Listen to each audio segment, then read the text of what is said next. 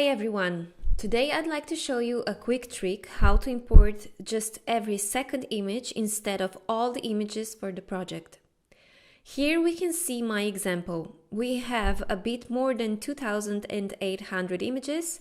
It's an open pit mine and we can see that we have extreme overlaps of plus 80%. Since I don't have 2 days for processing, I would like to import just every second image and in this way speed up the process from 3 to 4 times. Now I will just start once again with importing images, and instead of selecting all the images, I will use quick trick. First, to import, smaller the window size, and instead of selecting all the images, select every second image. And because of the good overlap, this will go through very well.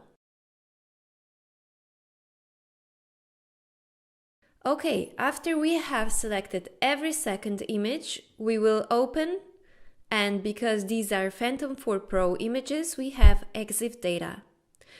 Now we import the EXIF, and as a result we can see that we have the same setup of cameras, but instead of 2,800 images, we have just 1,400 images, and the processing will be much faster.